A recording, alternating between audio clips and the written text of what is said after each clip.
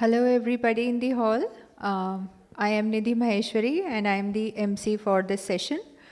I believe still some of our members are busy in taking lunch, though we would be liking to start the session on time and follow the timelines. I think people are joining in. So let's start the session now. So for this session, which is cyber security, electronic commerce and digital connectivity, I would like to call upon stage our moderator, Mr. Nehal Sanghavi, who is the Senior Advisor, Innovation and Partnership US Agency for International Development. Mr. Sanghavi, could you please come on the stage?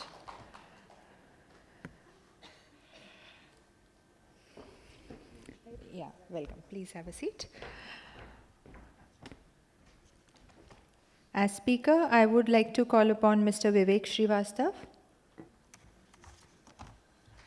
Welcome, Mr. Srivastava.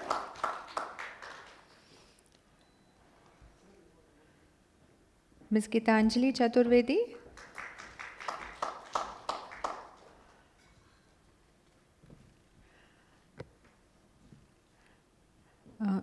Mr. Syed Almas Kabir.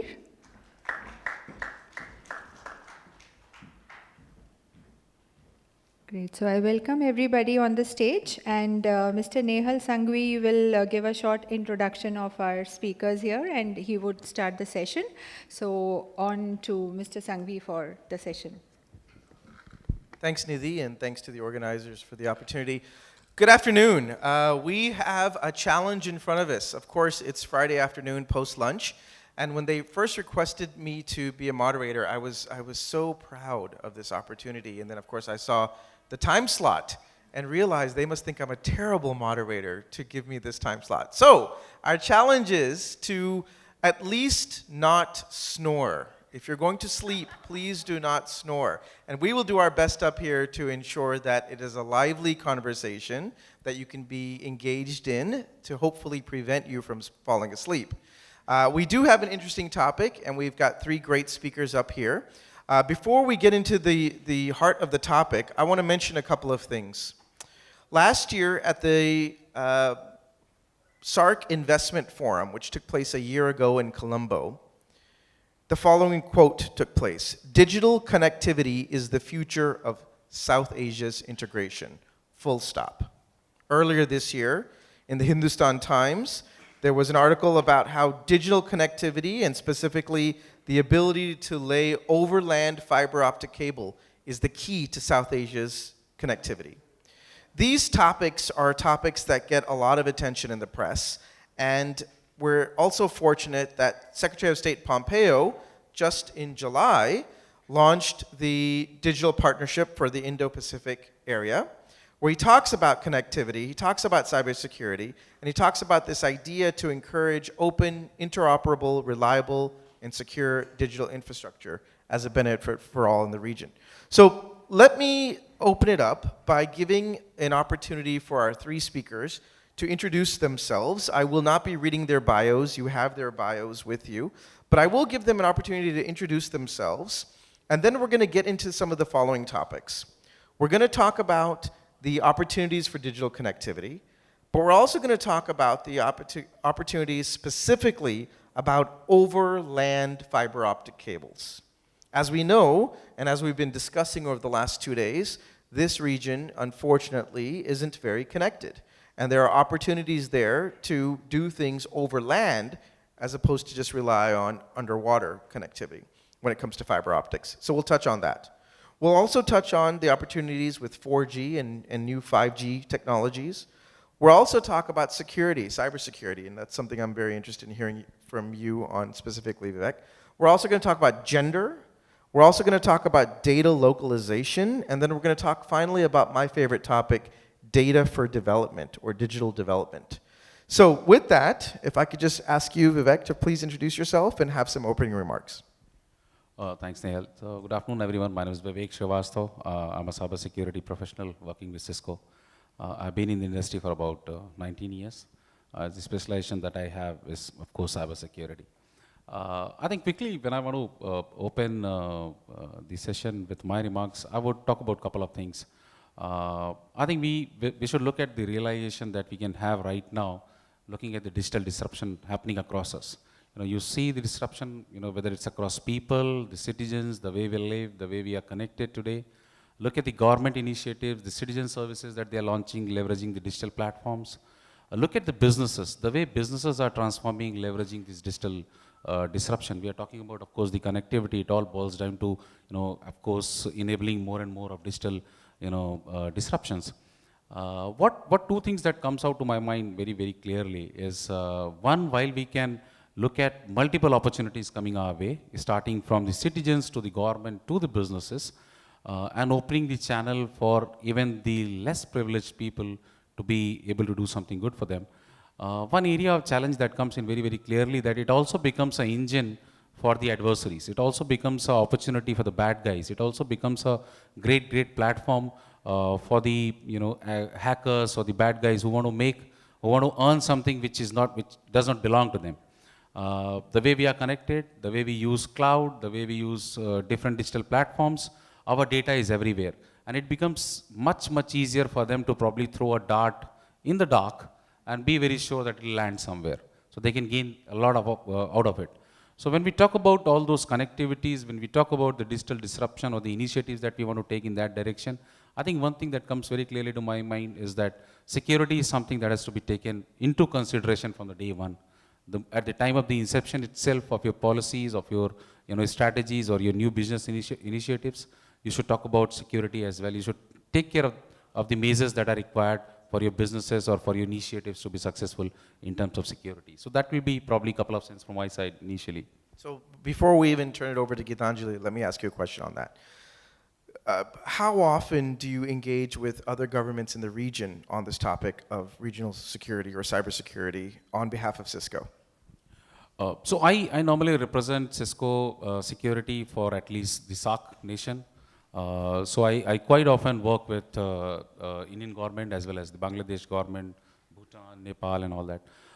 If you look at Cisco also had a lot of cooperation activity that we do with all these governments. Like say, one of the areas where we very, very clearly participate with all these governments is the sharing of the intelligence in cybersecurity, the threat intelligence.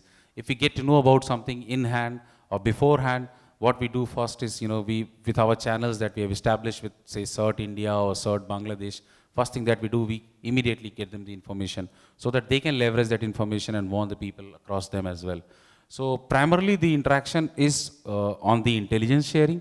The second part of it is their digital initiatives.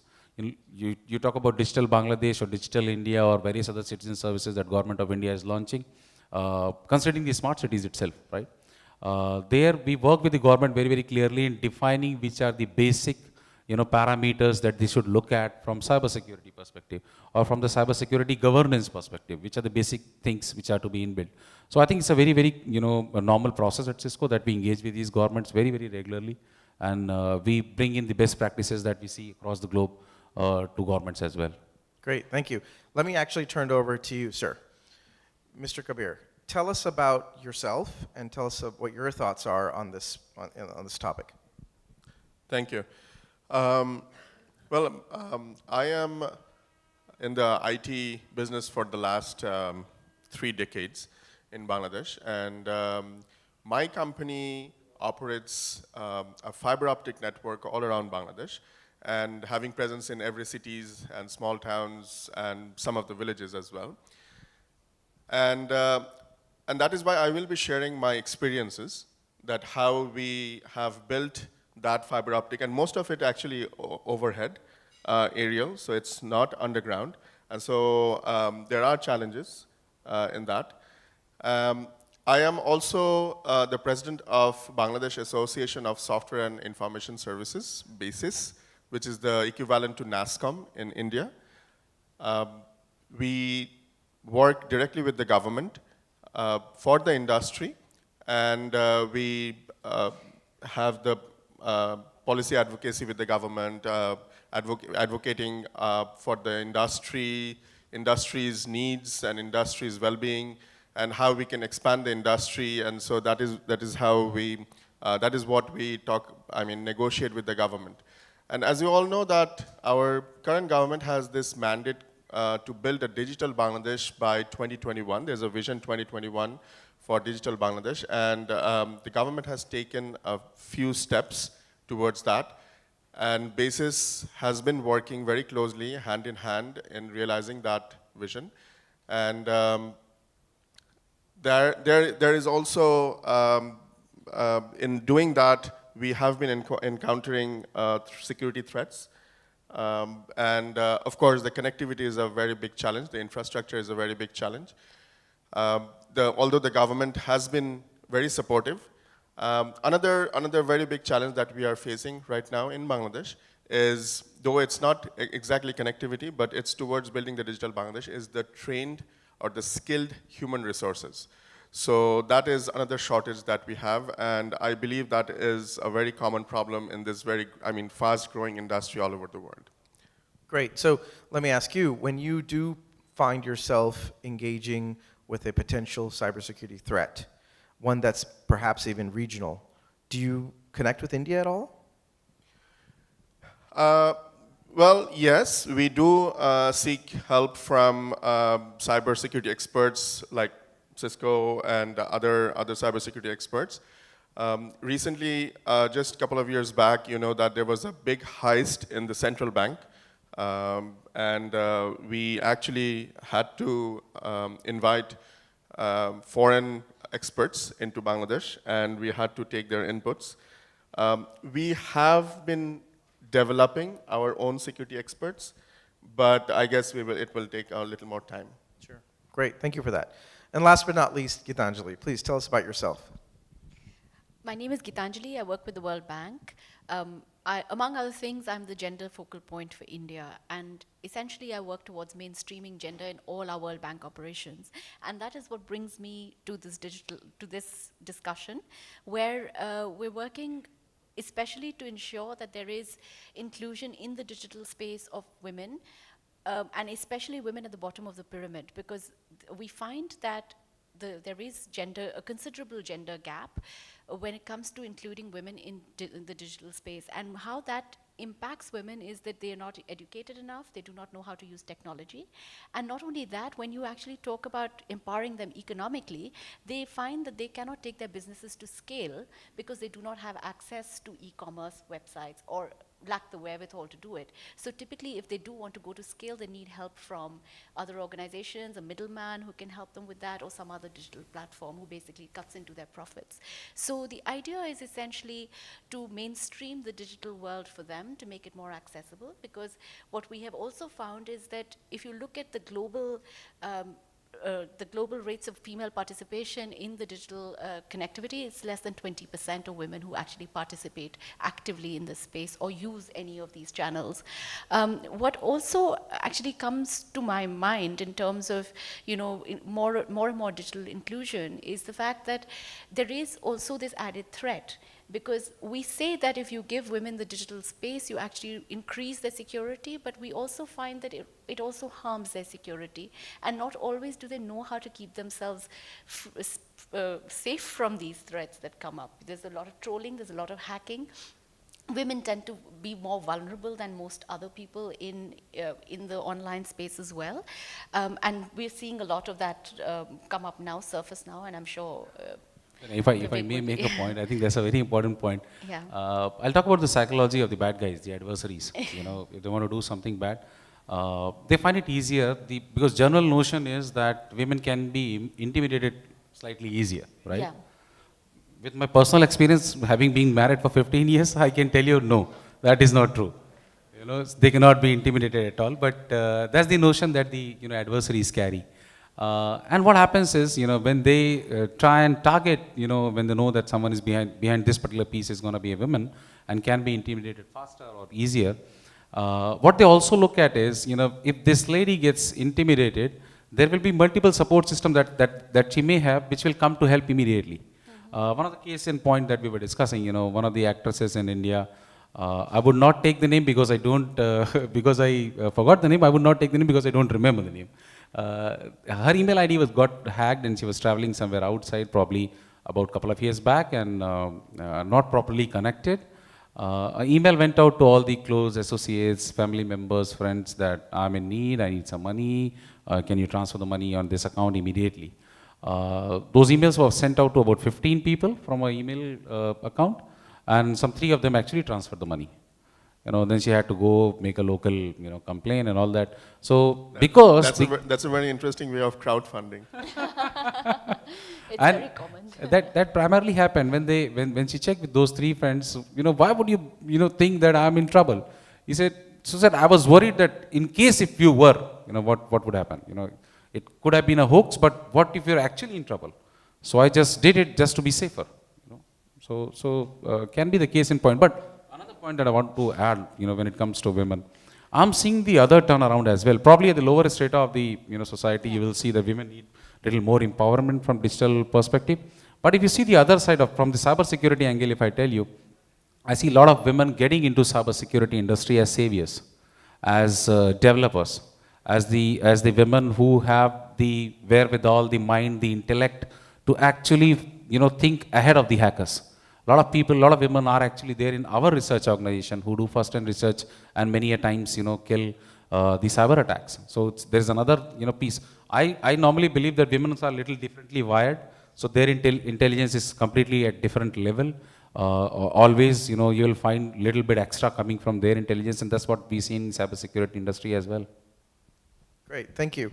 One thing I forgot to mention at the outset is we do have this Slido, so please think about your questions, and we'll also turn it over to the audience in a bit to ask some questions. So let me ask you, Vivek, along those lines. You talk about the issues that we face, the potential threats from bad guys. Where are these bad guys? Are they in India? Are they in the region? Are they outside of the region? Does Cisco know? Does Cisco care? I don't know. There could be some in the room itself. See, seriously, Still there working. could be. They're everywhere. You never know. See, I'll tell you what happens now. See, they become much more organized. They do seminars like this. They do conferences like this. They share intelligence. They share thoughts. They do these kind of panel discussions as well. And there are a lot of small organizations which have mushroomed, which work as a supplier to these big groups, the hacker groups. Normally, I would say, in last 5 years, they've become much more organized. They have a lot of money, and they pick up their targets very, very selectively. And they go only after that. They would not, probably spray their attacks to 10,000 organizations. They will pick up 1 or 2, maybe in the countries where the geopolitical scenarios are such that you can get away with the cybercrime. They will prefer those countries. That's the reason probably we saw that is happening in Central Bank in Bangladesh. And they'll go after that. Months or probably even years they can spend on that. Now look at the locations. While we talk about multiple locations coming across APAC, we talk about multiple locations coming across Africa and Middle East. We talk about locations being in Russia, being in China. So what will be very surprising to you is going to be the largest of these guys are actually state funded. Most of these states have a large, member of the teams which are funded by state, and they work on it. If you look at the population-wise, probably I would say the APAC probably will take a little lead because of the large influence that we have of China. But even in India, a lot of attacks in India and Pakistan have also initiated. If you see advanced attacks, if I talk about very, very advanced attacks, I would talk about, of course, APAC as the region, as the source of the, people. Yeah, thanks for that insight. Gitanjali, let me ask you. We talk about women's empowerment, and we talk about the idea that digital connectivity can empower women. Can you cite some examples, specific examples where you see that in your work? And when you do work as the World Bank, you typically work with governments, state, central, maybe even municipal, I don't know, but certainly governments. Do you think that governments can play a bigger role when it comes to empowering women digitally, or do you think the private sector can? So I really believe that it has to be a combination, given the diverse set of population that we're working with and diverse socio-economic status of women.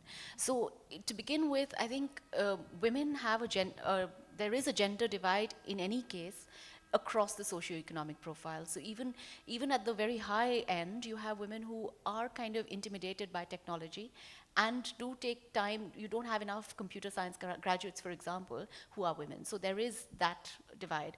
But if you look at the bottom of the pyramid, the divide even becomes more pronounced, because you have women who have no access to even a basic mobile phone. And in case they do, it's a usual Nokia phone that is shared with the whole family. And that, again, you know, with all your connectivity issues, is really hardly ever really works. So I think it has to be a combination. You have to ensure that there is connectivity, and for which the government is, of course, key in ensuring that there is connectivity. And then you have to ensure with the private sector partners that these modes are actually accessed more productively. And you have to then ensure that it is used for more productive purposes, such as education, such as, you know, e-commerce, such as learning, and so on. So you have to really ensure across the value chain, as it were, that there is more participation of women, that IT becomes an enabler, the digital space becomes something that is not, you know, like this dark cloud where anything can happen and people can be lurking just to take advantage of newcomers, as it were, and it is actually a friendly space. So that is very, very important. Now, you asked about the World Bank. We have in our projects been working with the government to ensure that this digital gap is actually met. It is bridged, as it were. So in many of our agribusiness projects, for example, we have a space for digital marketing, for e-commerce. We're building platforms. And of course, the government across the country is doing that very proactively for almost every project. Every department has a website, and they make sure that, you know, it sort of it reaches out and it does what it's supposed to do, and there is all of that. But we also have actively a project that deals with digital financial inclusion of women in the informal sector. And one of the focus states, two of the focus states are in the Northeast, which will look at ways in which connectivity issues in the BBIN region can be resolved, and women can actually participate more actively in, you know, in commerce and trade and so on. Could you tell us a little bit about that project? Sure. The project is it's funded by the Japanese government, and we are administering the fund. It is being executed through SEVA, which is one of the predominant trade organizations that brings together almost 2 million women in the region. And the project specifically aims at empowering 1 million women and reaching them, making digital connectivity available to them. And actually, the reason behind this was the recent demonetization. In the informal sector, there were anecdotal reports and other informal reports of how women faced serious challenges. Most of their savings were wiped out because of demonetization, because they had no bank accounts. So to actually, and in fact, it impacted not just their homes and households, it also impacted issues around nutrition, education of their families, and other income security.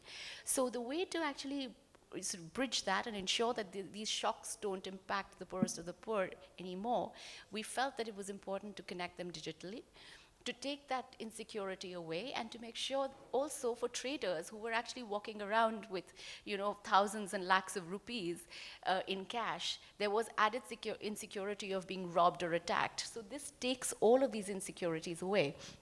And we're in the process of developing this. We're looking at 1 million women. In the Northeast in particular, about 20 to 30,000 women that we're hoping to be able to empower through digital inclusion. That's essentially what the plan is. And across different trades that include agro-processing, tourism, you know, various other natural NTFP produce, and so on. So that's the project. Great. Sounds like a great initiative. It's Thank fun, you. yeah. Great. Thank you. Mr. Kabir, let me ask you, in Bangladesh, what sorts of things did the private sector or the government do to combat the issue of cybersecurity? Okay, you see, the main problem with the cybersecurity, not only in Bangladesh and actually everywhere, is the awareness, or the lack of awareness. So it could be as simple as that I'm me sharing my password with others, or very callous about my network. So I think that is the biggest challenge that we have been facing. But recently, especially after that incident with the central bank 2 years ago, there have been a lot of awareness that have been being, I mean, from the government side, they are trying to build the awareness. From the private sector, from basis, we are also trying to make people aware, the users rather, to aware that the do's and don'ts when you are using the internet. We have gone to schools and we have taken up a project for the children, what to do and what to do and what not to do, not sharing their information with strangers on internet, that kind of awareness. Bangladesh government has built a CERT. There's a Bangladesh Computer Council under that. For the lay folks in the room, can you explain what that means? That's the emergency response team for if there is any security breach, so that they can intercept. Our police also have built a cybersecurity department, very focused, and they can actually monitor, they can actually intercept, and they can find out if there has been some breach or there has been some anonymous email coming from somewhere, so they can actually pinpoint, and they have made arrests so far. Very recently, just last month, our Digital Security Act got passed by the cabinet, and this Digital Security Act will actually address a lot of things. Although some things have been missing, they are missing, and we are trying to convince the government, like the credit card fraud or the debit card fraud. What will happen if there is a credit card fraud? So those things are not there, specifically not mentioned in the Security Act, but I'm sure it will be amended. And going back to the topic of gender, Bangladesh is one of the leaders in the world when it comes to microfinance. And many of the recipients of microfinance have been women, self-help groups, etc. Are there specific examples in the gender space where you think Bangladesh, private sector or government, is sort of pushing the envelope a bit to empower women? Well, Bangladesh has done wonders in gender balancing, especially women empowerment in the RMG sector, the ready-made garment sector. As you know, that Bangladesh is the second largest RMG producer in the world after China. And in that sector, the women participation is mind-boggling. It's actually, that has changed the entire scenario of the Bangladesh, especially in the rural area. Is there an opportunity to use digital? Well, no, I'm talking about the RMG sector. But unfortunately, in the IT industry itself, as Gitanjali was talking about, that there is a lack of female coming into or studying computer science. And that is very, very, very true, that in the IT industry, you will hardly see a women programmer or a women entrepreneur. There are, but very, very few. So that is what we are now trying to address. Government has a program, it's called She Power. We have been working with World Bank and ITC, and there's 2 projects that we are working with. It's called She Connect, and there's another called She Trades, and where we are encouraging women to get into the IT business. And we have taken them outside also to participate in fairs, like very recently in Bangkok, CBIT, ASEAN. Another very interesting thing that I really want to share is about the e-commerce. And I think this is a wonderful opportunity for women to come into the business through e-commerce, because you can do the business from home. Because in our subcontinent, there are some stigma, female going out of the house and doing businesses. So you can still be at home and do the business. And our women have taken that opportunity, because we have about 3,000 Facebook pages through which, at least 3,000 Facebook pages through which the F-commerce is going on in Bangladesh. And most of these 3,000 pages are owned by women and operated by women. And this is a very, very encouraging scenario. And we have about 2,000 e-commerce sites. And many of these e-commerce sites, I would say about 20-25% are actually operated by women. Excellent. So that's a very encouraging thing, and that is what we are trying to encourage more and more, and how to make e-commerce more popular.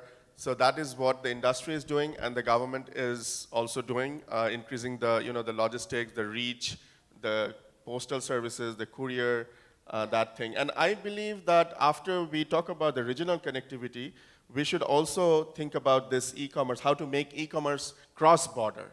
And if that can, if that happens, then the opportunity becomes enormous. I just had very quick comments to what you said. In fact, you raised very interesting and pertinent issues. The first is about the presence of women as programmers in the IT industry. But in the ready-made garment industry, where you already have almost 90% of women who are participating on the floor, on the shop floor, as tailors and so on, there is still scope to ensure that they actually move up the factory floor. And in that, there is space for digital the IT space to actually participate very proactively to be part of the RMG factory. And this way you can look, in that sense, you can look at several other industries that have strong IT components where women are really missing. For example, manufacturing, the IT space, I mean, there's plenty of room to actually accommodate women. It's totally men all the time. So that's one point I wanted to make. The second, and you rightly said, that women are actually doing a lot of e-commerce. I agree they're doing a lot of e-commerce and so on, and that's really catching on, and it's actually lowering the boundaries and lowering the walls. In fact, we worked very closely with Arong in Bangladesh, where about 6 or 7 years ago, they were looking at just removing all the brick and mortar shops because it was adding to the cost of the product, of their products. They as a handicraft sector, and because, as you know, women are connected with Arong, they're the ones who produce all the beautiful clothes that we wear. They were having serious competition from the RMG sector, which was selling clothes at a fraction of the cost of that the Arong clothes were being produced at. So essentially, they were thinking of doing away with that and just having platforms that would sell their products for much cheaper.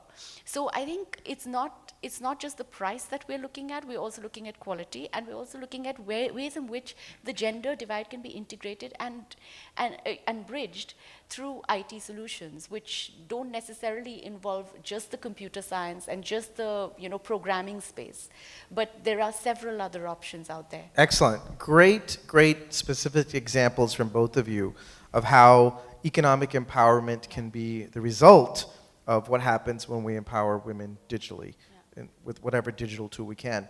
One example that we have in India on that topic is when we encourage digital payments. Yes. Because if you get paid digitally, chances are you will transact digitally. Yes. Chances are you will become more digitally literate, which will save you money from actually working with cash all the time. So great, both great examples. I'll just add to that. The success of bKash. I don't know if you have heard about bKash. It has become the largest MFS, mobile financing service in the entire world. The success of bKash was actually by the women sending their money they earned from the industry to the village.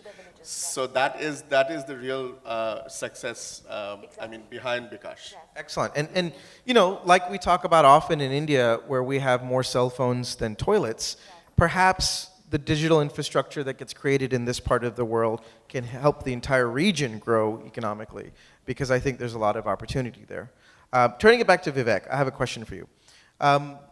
As somebody who is relatively digitally illiterate, let's say, somebody who uses social media, obviously I use digital technology for work and other things. What would be your advice to me to not be caught up by the bad guys? Okay, so I'm going to make it simple, not the technology answer. Let's look at the way we approach this particular piece. We talk about the concept of road safety. Right? We talk about the concept of fire safety.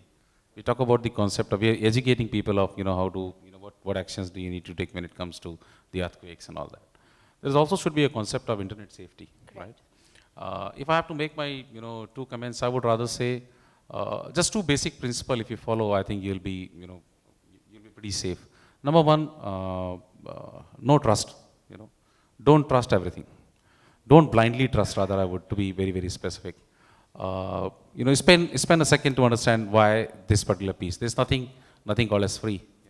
Those offers of claiming a free iPhone, or someone saying that he's going to transfer some money to your account, or for that matter something coming all the way free, or offering you some job or something like that. I'm sorry. So number one, don't trust easily. Don't trust blindly. Number two, be a little bit of aware of the situation, what you actually do. There is a bad dark web out there. Be very, very clear what you do on internet. Not everything that you click is going to be safe. So the click happy attitude has to be slightly pushed away. And number three, I would say is keep talking to the young children about it. Yes. Because they're very much connected. They should be knowing what is good, what is bad. They cannot take a decision at their age. So if you inculcate that from the beginning itself, I think they'll grow up to be much more safer internet user than anyone else. And if you take a look at our question 1 from Slido, which is directed to you, with limited resources, what should the country of Bhutan do to ensure against threats from cybersecurity? Well, I have had some interaction with the DIT of Bhutan. I spent some time there. I think I understand, the infrastructure perspective, there will be certain limitations. I think this was the situation probably 5 years back or 7 years back in the countries like India as well. What we can look at is, probably look at more of a regional cooperation. There are many things which can be drawn from India or from Bangladesh or from Nepal for that matter, and vice versa.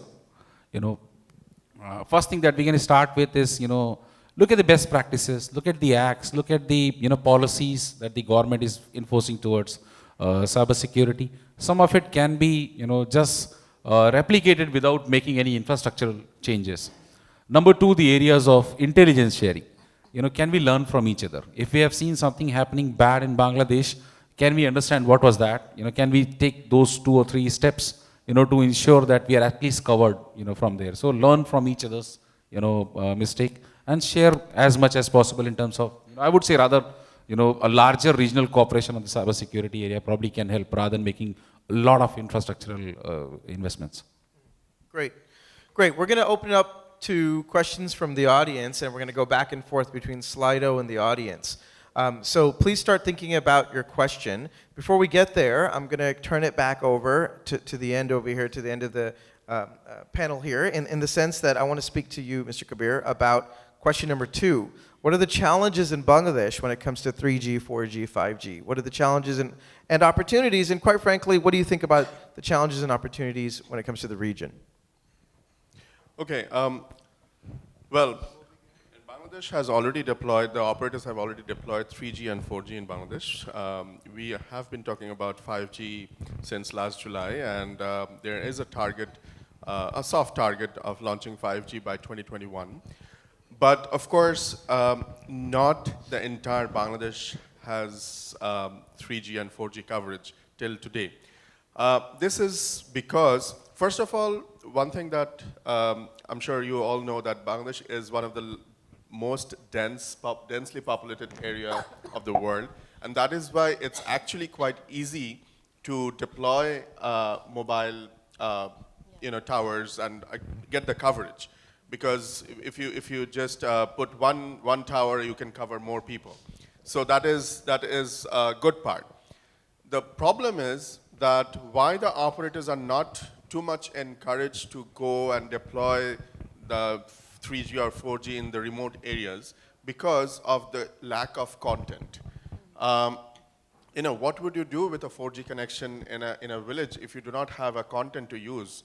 Will you? I mean, you can see a music video on YouTube or a cinema on YouTube, but how long will you do that?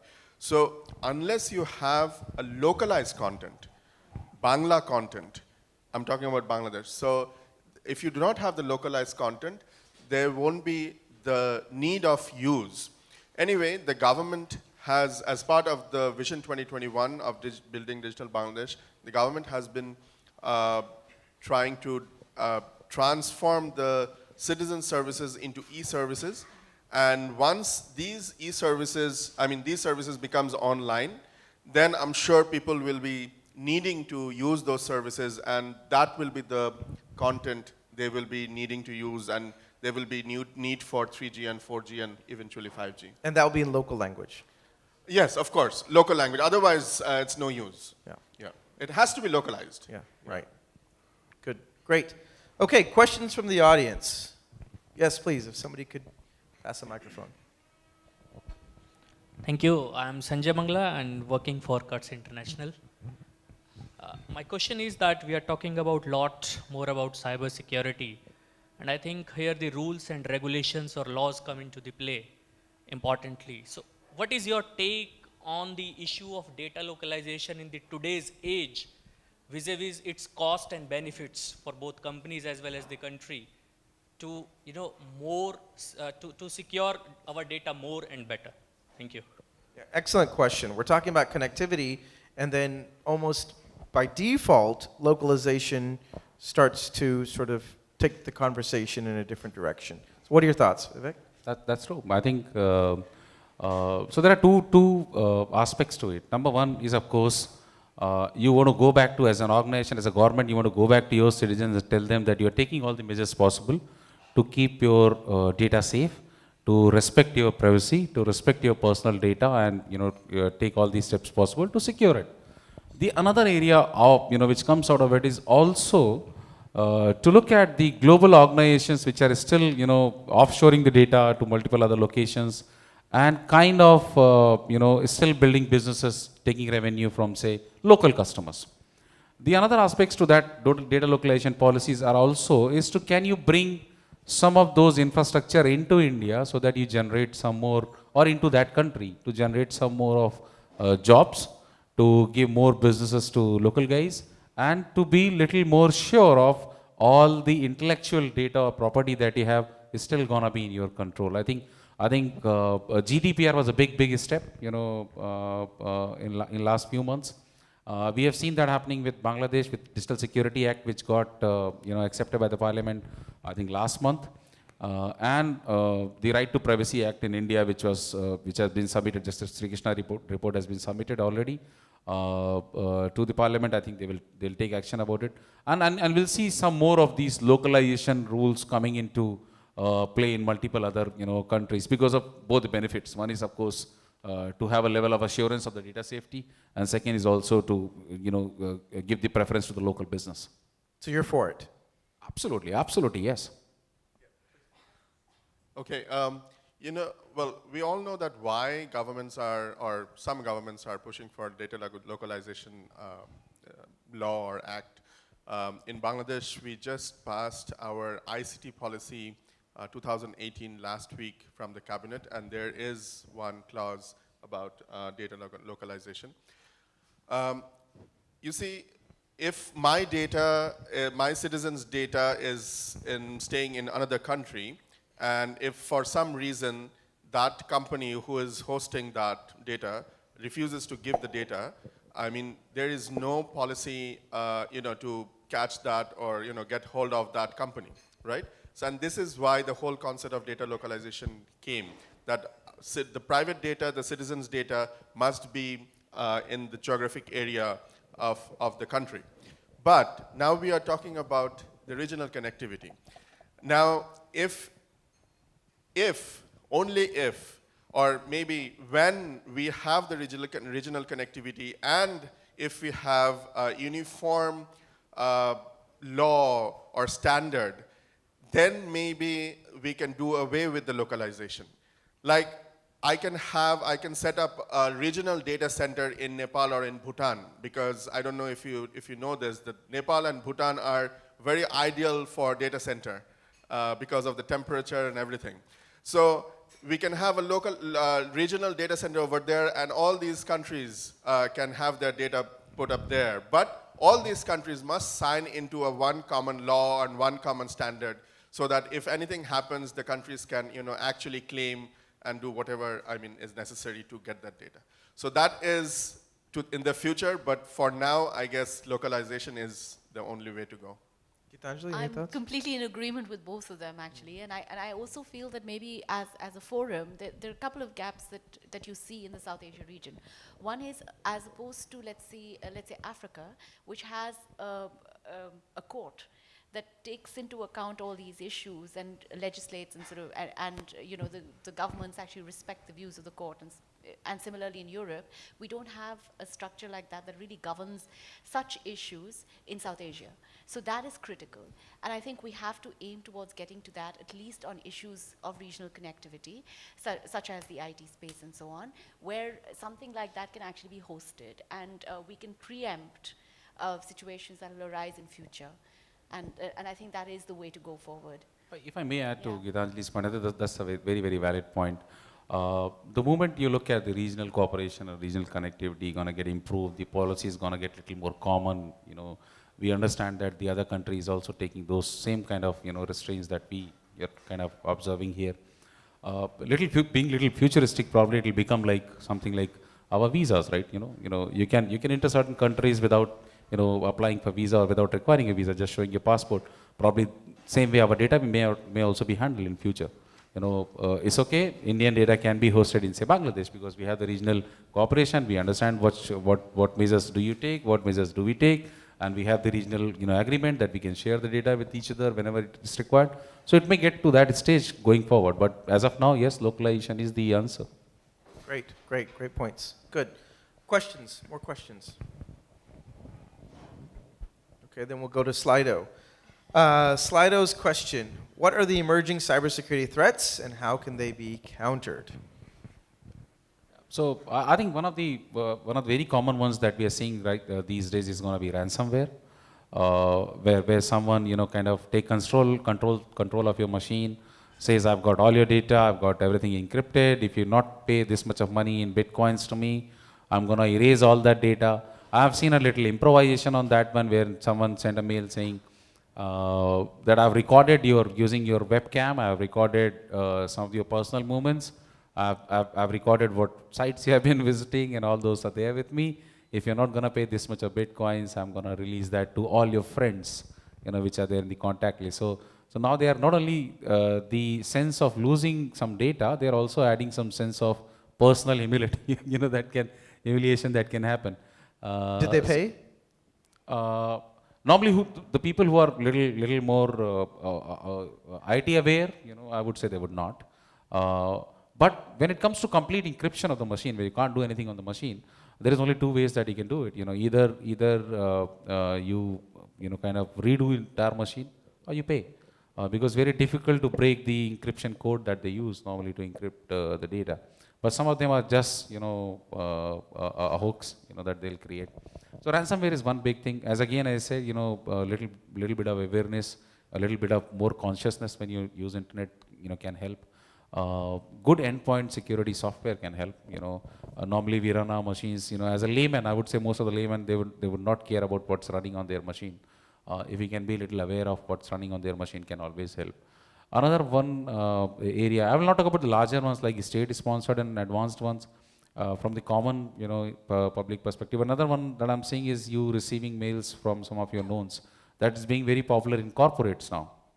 Like CFO receives some mail, you know, from a CEO, you know, like say XYZ at abc.com. He is my CEO. He's sending a mail to CFO.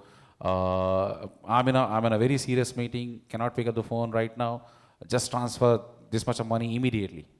And the CFO thinks my CEO is, you know, probably closing a deal, or, you know, doing something, or, you know, playing to a vendor. Let me do that immediately. And they do that. You know, we normally call it CEO fraud in our language, but that's also very common these days. So social media, you know, a lot of you know, activities that we are seeing, you know, being leveraged as a platform for. So these are some of the trends from, you know, normal consumer consumer's perspective. From the state perspective, it can be a little more difficult. They are looking at utilities, you're looking at bringing your infrastructure down, your power generation, you know, engines and all that. So these are a few of the things that I would talk about rather. Vivek, you had this very interesting anecdote about women being ahead of the curve in predicting these things. Yeah, so, yeah, okay. So that comes from actually in some of our team members in our security research organization. So what we have at Cisco is about a team of about 350 guys. And these guys are actually the breed which normally adversaries are, the hackers are. They think alike, they think like them, they probably try and think ahead of them, but only for a good cause. You know, they'll be part of some of those forums, we're probably sitting with them trying to understand what is that next that they can do. They will do themselves, they will do a lot of hacking, on various systems provided to them in the lab, try and figure out what is the next step that hacker can take, what are the next area that they can try and attack. What I've seen, I've got a couple of colleagues, women colleagues, who are cybersecurity specialists, like me, but we are like customer facing, right? We've got multiple women actually in the organization who do this first-hand research, who do the hacking, do figure out, what the next step that the hacker is going to take. So that was the change that I was talking about. It's pretty interesting, as I said, they are differently wired, so they can think slightly better than, men. All right. Other questions from the audience? Yes, ma'am, please. Hi. I wanted to bring to light, what is the consumer protection for the cyber theft that we have experienced? This is HDFC Bank, and my daughter's sitting in Guwahati, and her money, and the call center calls her that $1,000 is being used in Indonesia. And she said, no, I'm sitting right in Guwahati, so please cancel the card. I said, okay, put it in the mail, and that has gone in.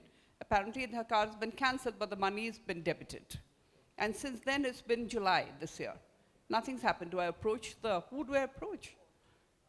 Okay, so that happens primarily for two reasons. Normally such attacks, if you look at, one is that they are able to gain some control at the source itself, where where your data was stored, probably some slack or some a miss that they had, and that got leaked, which happened in multiple other cases also, like say database leaks that we had. Second can be the when you use your card yourself, right? There are multiple areas where they try and clone your cards. It can be as simple as small petrol pump. It can be a typical website which is not taken care of the security standards, which is not PCI certified. It can be taken at that level as well.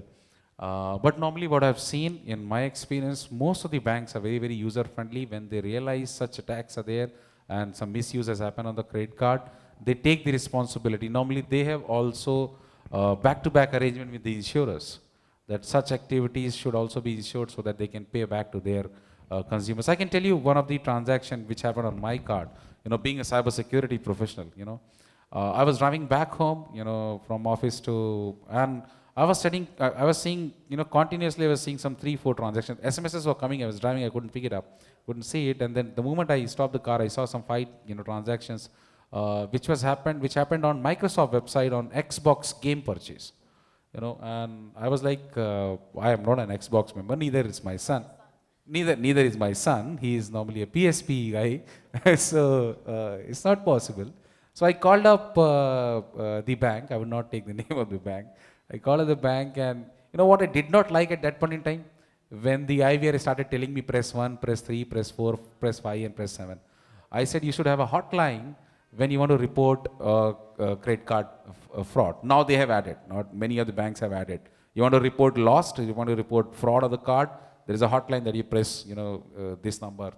So she realized, she immediately cancelled my card, stopped the card, and they still have some time left.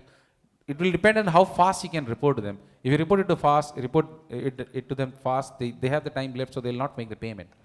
They'll go back to the Visa or MasterCard, who is the payment gateway, that this transaction has been reported as fraudulent. So they would not do that. They reversed all the money, back to my, card and issued a new card. I could not figure out what was the source of it, that why it happened to my card. But normally I would say that the decent banks have taken a lot of care, in kind of securing your data. And normally they're very customer friendly. They understand still after all these precautions it may happen.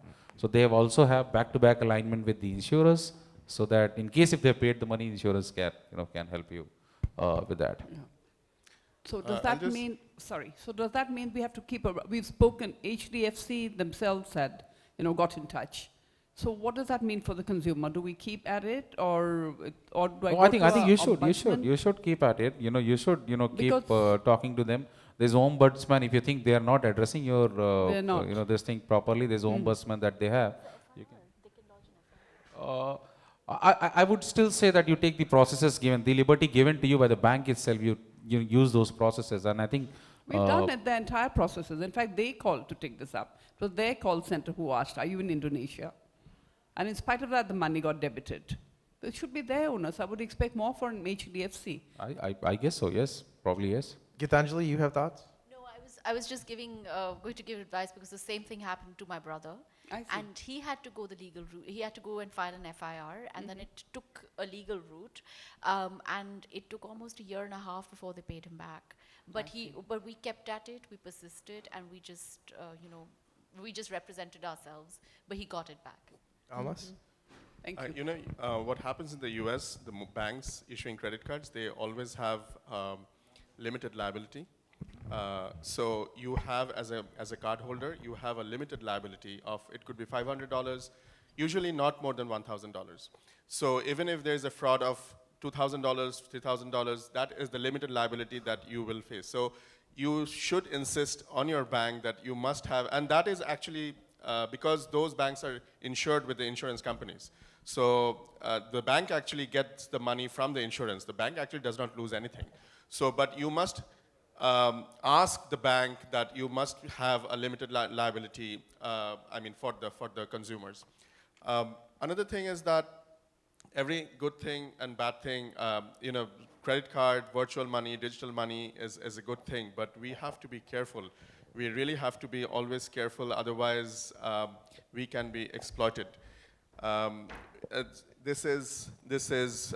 We should be insisting on, when we use the credit card online, we have to make sure that it has the SSL, the security, it's a secured website.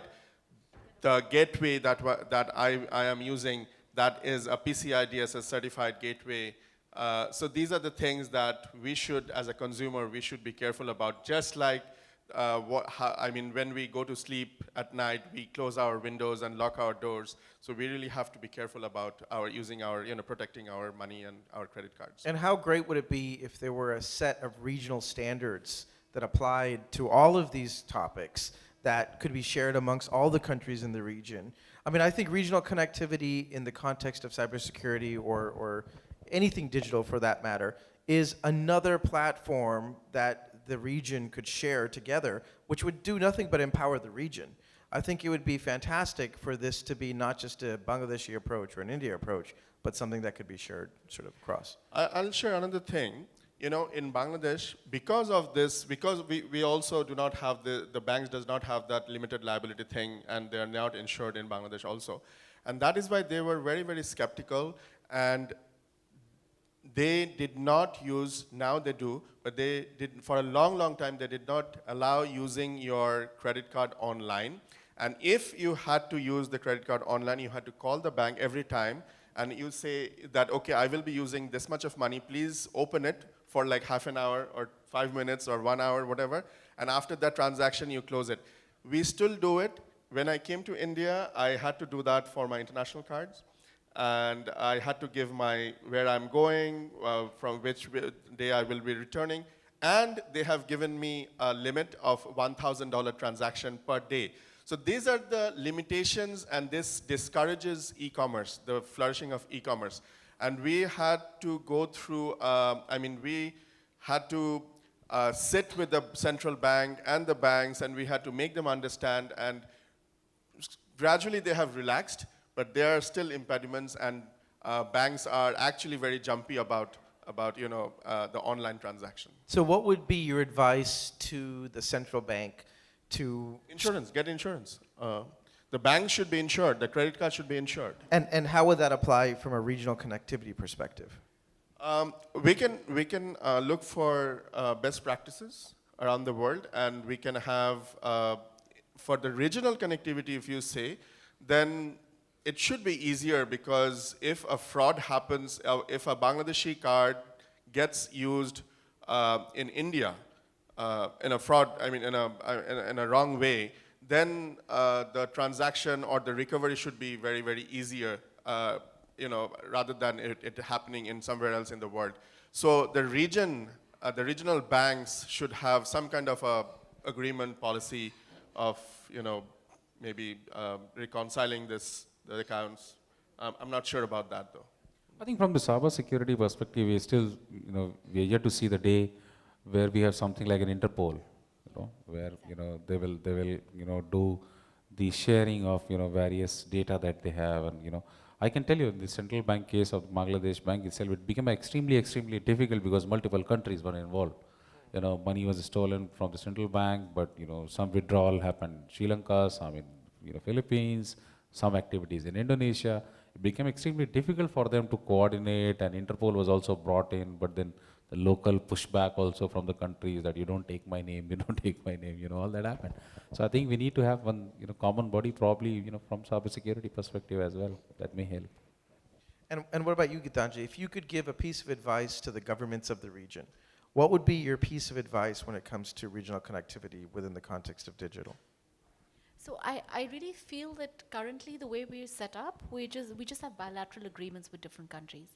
And we have to move, like you said, towards a system where you have an agreement which is operationalized in a certain way. It could be through an Interpol or some sort of regional body that actually actively anticipates, preempts, and is respected by all four governments, and is completely agnostic as to nationality and so on, like the EU. And I really feel that the SAARC perhaps is far too political, but we have to look at ways where this cooperation can go forward, and we have to look ahead. And that could perhaps let the region get over the trust deficit, which Absolutely. currently otherwise exists. Yeah. And I think we are in many ways moving towards that, because what the digital world does is, lower the boundaries completely. It's the great equalizer, It's a in great theory at equalizer, least. Yeah, yeah. yeah. Great. Other questions? All right, we'll go to Slido. Okay, sure, go ahead. Just thought that I should bring to, we're talking about gender here, and it's very exciting to see that for the first time, the Doing Business report by World Bank 2017 has added gender perspective to 3 out of the 11 indicators to measure women's participation and inclusiveness. So I think that's a very good way forward, and we should ask for more studies on gender inclusion on every topic, every vertical possible. That's music to my ears. Okay, so one of the comments on, one of the questions rather on Slido, do we have a regional agency to counter cyber attacks? Are we competing with each other rather than collaborating? I mean, we've kind of touched on the fact that there is no regional agency. We all have our own agencies who are actually looking at it, and there is a good amount of regional coordination which is happening within these industries as well, within these agencies as well, whether you talk about CERT India or CERT Bangladesh. But I see a lot of scope of improvement. Multiple countries are doing things which are better in particular areas. Like say, some of our IT security activities that we do are much better than what's being done in Bangladesh. But some of their digital initiatives are better than ours. I think little bit of sharing and little bit of more discussion on these areas probably would help. But I think we have started seeing the coordination, but it has to go to the next level. Sure, yeah. Thoughts there? Either of you, thoughts to add? No? Okay, so again, if anybody has a question, yes, please, in the back. We've got one in the back and one in the front. Can we start with the woman in the back, please?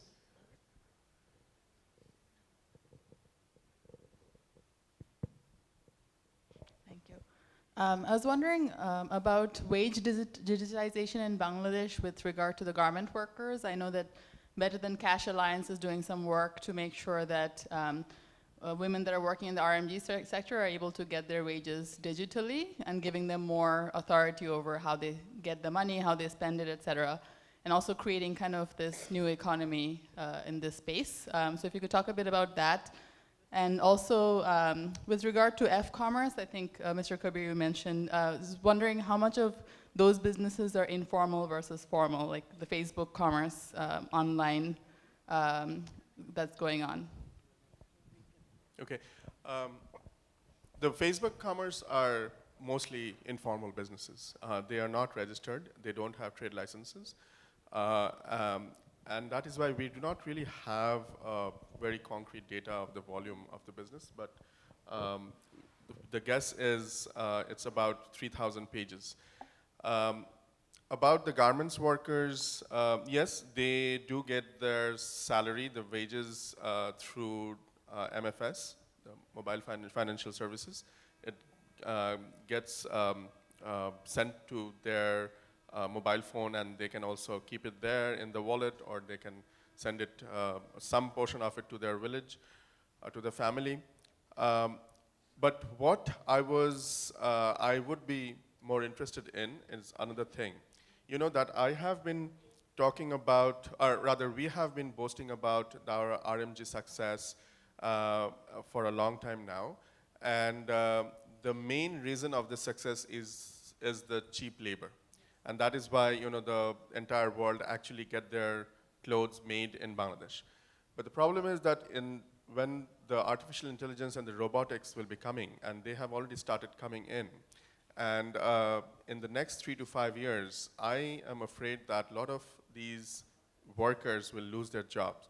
So unless we immediately, if we do not start giving them or train them in other roles, and these roles will be the digital, how to use those robots, how to program those robots, how to maintain those robots, or something else, I don't know. So that is the thing that we really need to do. Otherwise, there will be a very big disappointment coming in our way in the next 3 to 5 years.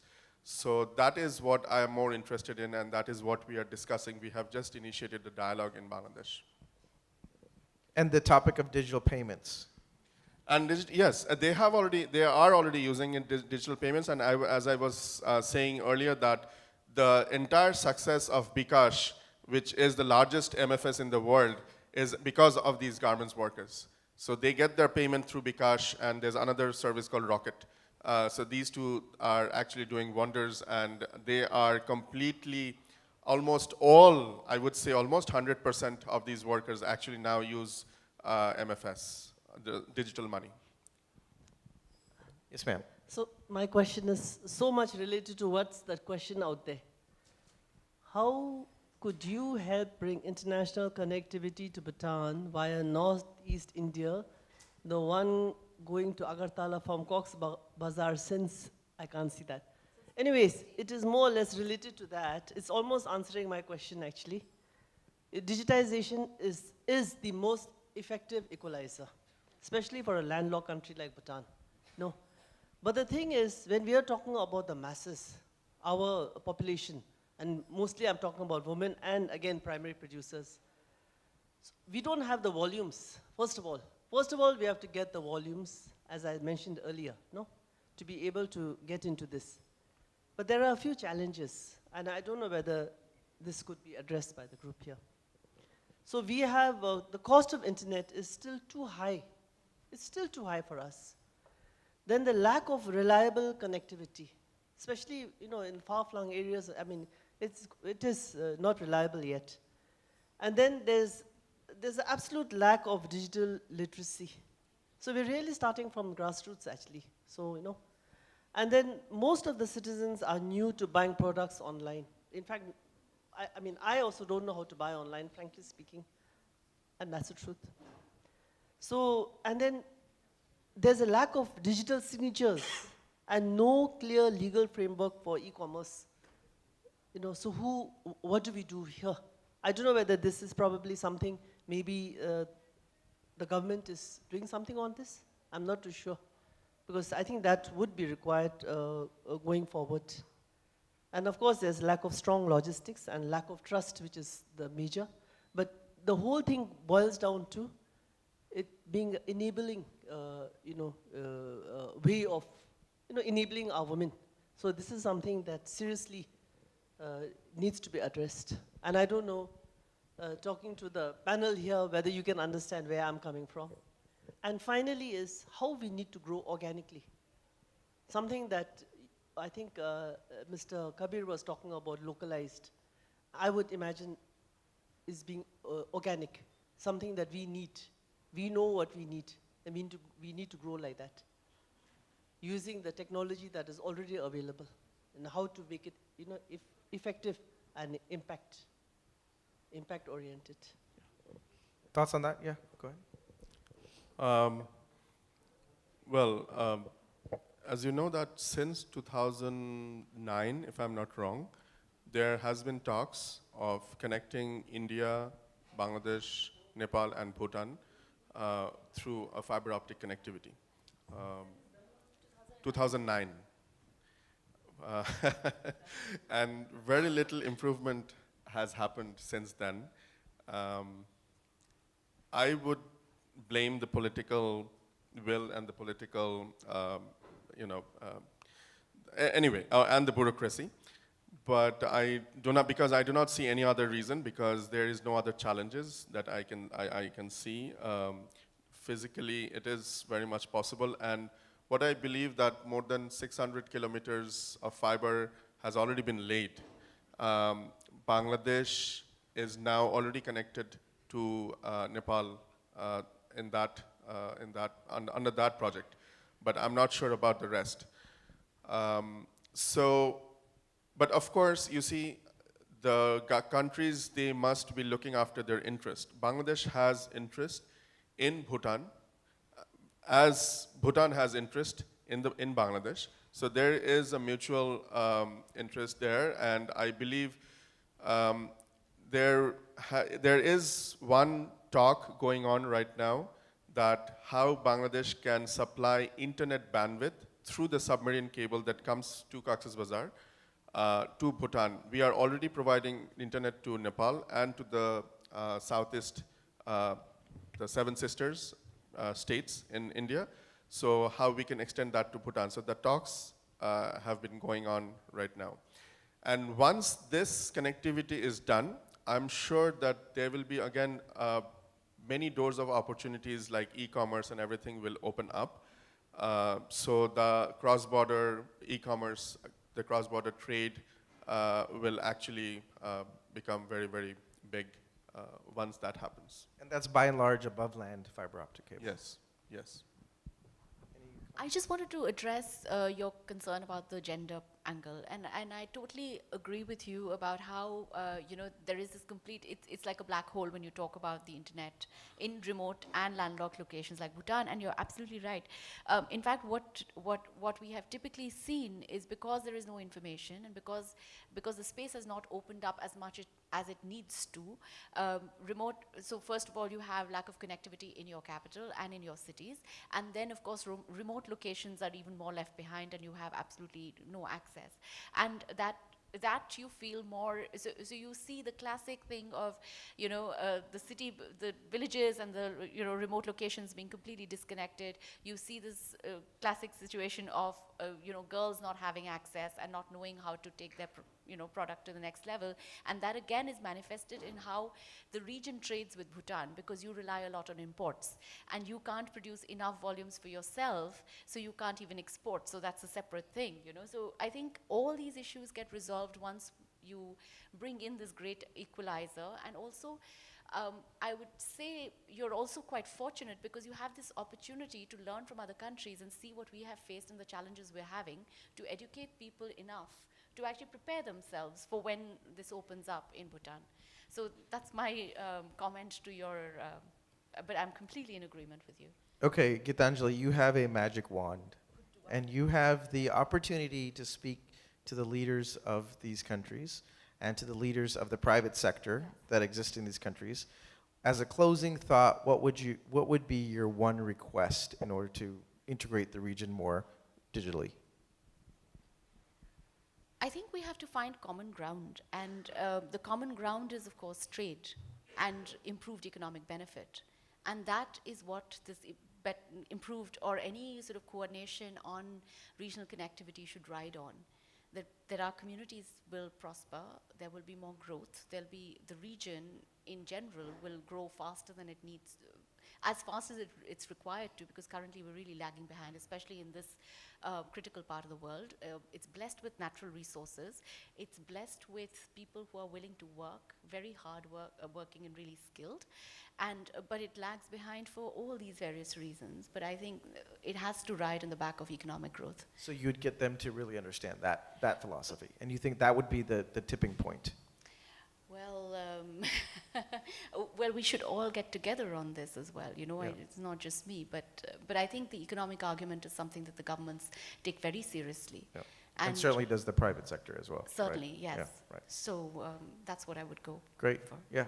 Almas, what would be your one request or your one action that you think these governments and the private sector could take to connect more in the area? Again, as Gitanjali said, there has to be a common ground.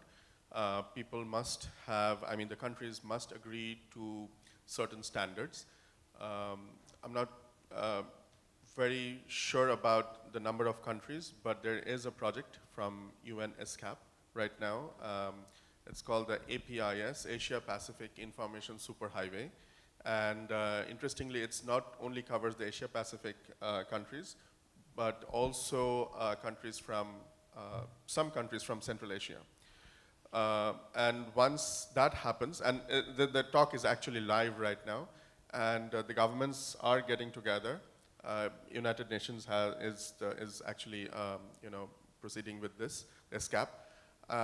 So they have identified problems among these states, countries. They have suggested how to make a controlling body, a board or a council, and what will be the role of that council, how to govern this superhighway. So once this happens, I believe that, I am optimistic about it. I believe that the trade, especially the digital trade, the e-commerce, will actually will have a big boom in this region. Yeah, Vivek?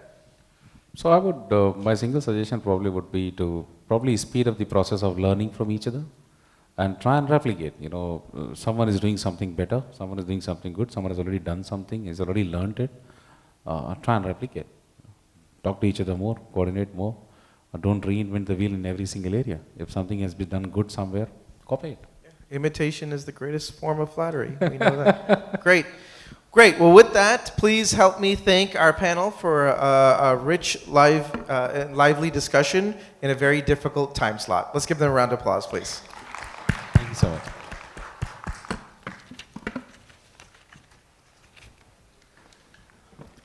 Yes, thanks to the panel for this reflective knowledge. And now I would like to invite my colleague here on the stage, Ms. Susan. She is going to award the certificates, E3 certificates to our panelists.